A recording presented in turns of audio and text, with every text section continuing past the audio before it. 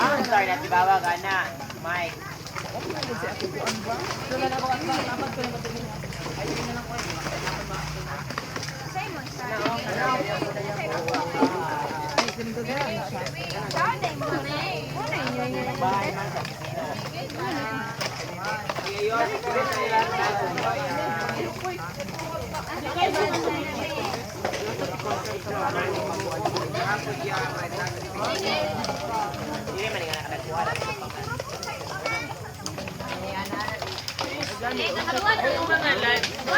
Nagtipon-tipon ang mga kabataan para sa White Christmas Tree na itatayo at iilawan ngayong December 16, 2015 sa harap ng San Antonio de Padua Parish. Yan ang ating pakaabangan kung gaano kataas at kaganda ang White Christmas Tree.